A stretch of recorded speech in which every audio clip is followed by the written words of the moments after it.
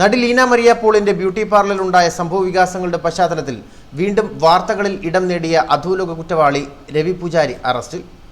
African രാജ്യമായ സെനഗലിൽ നിന്ന് Ravi പൂജാരിയെ arrest ചെയ്തതെന്നാണ് വിവരം. കൊച്ചിയിൽ നടി ലീന മരിയ പോളിന്റെ ബ്യൂട്ടി പാർലറിൽ വെടിയുതിർക്കുകയും ഭീഷണി മുഴക്കുകയും ചെയ്തതിന് രവി പൂജാരിക്കെതിരെ കേസ് രജിസ്റ്റർ ചെയ്തിരുന്നു.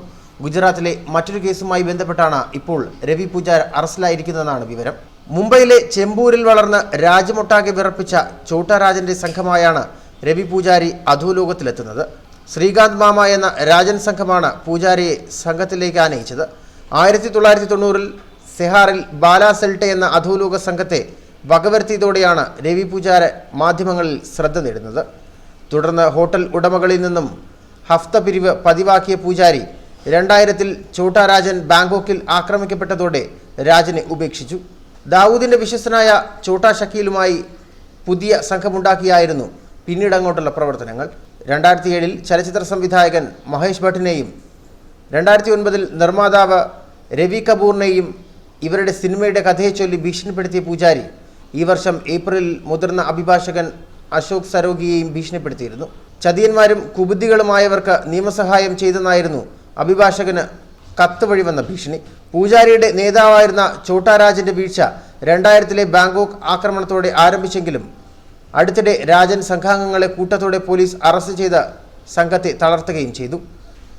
സംഘാംഗങ്ങളായ അശോക് സന്താർഡേക്കർ, പോൾസൺ, ജോസഫ് ജഗദീഷ്, രമേശ് പവാർ, ചിന്താമൻ ബലേക്കർ എന്നിവരെ മുൻപ് ചെമ്പൂർ തിലക് നഗർ പോലീസ് അറസ്റ്റ് ചെയ്തിരുന്നു. നടി ലീന മരിയ പോളിന്റെ ബ്യൂട്ടി പാർലറിന് സമീപം വെടിയുതിർത്തവർ അവിടെ ഇട്ടിട്ട് പോയ കടലാസിൽ ഹിന്ദിയിൽ രവി പൂജാരി എന്ന് എഴുതിയിരുന്നു. ഇതാണ് രവി പൂജാരിയെ നടി ലീന മരിയ പോളിന്റെ ബ്യൂട്ടി പാർലർ അക്രമ സംഭവങ്ങളിൽ പങ്കുണ്ടെന്ന തരത്തിലേക്കുള്ള വാർത്തകൾ വരുന്നത്. കർണാടകയിൽ ജനിച്ച രവി വിദ്യാഭ്യാസം പാതിവഴിയിൽ ഉപേക്ഷിച്ച് ജോലി തേടി മുംബൈയിലേക്ക് വണ്ടി കയറുകയായിരുന്നു. അന്തേരിയിലെത്തിയ പൂജാരി അവിടെ ഗുണ്ടാസംഘങ്ങളോടൊപ്പം ചേർന്നു. ബാലസൽത്ത എന്ന ഗുണ്ടയെ വധിച്ചതോടെ പൂജാരി അധോലോക സംഘങ്ങൾക്കിടയിൽ ഹീറോയായി.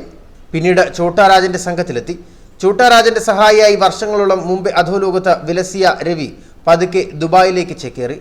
നിലവിൽ ഓസ്ട്രേലിയയിലാണ് രവി പൂജാരി ഉള്ളതെന്നാണ് നേരത്തെ റിപ്പോർട്ടുകൾ വന്നിരുന്നത്. ഇത്തരത്തിൽ വാർത്തകൾ പ്രചരിക്കുകയായിരുന്നു സെനഗലിൽ വെച്ച് രവി പൂജാരി അറസ്റ്റിലാകുന്നത്. രാജ്യത്തെ വൻ നഗരങ്ങളിൽ വലിയ സാമ്പത്തിക തട്ടിപ്പിൽ അറസ്റ്റിലായിട്ടുള്ള ഒരാളാണ് നടി ലീന മരിയ പോൾ.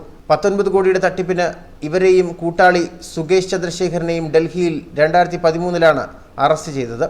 തെക്കേ ഇന്ത്യയിൽ പല പ്രമുഖ നേതാക്കളുടെയും ബന്ധുവാണെന്ന് പറഞ്ഞായിരുന്നു സുകേഷിന്റെ തട്ടിപ്പുകൾ.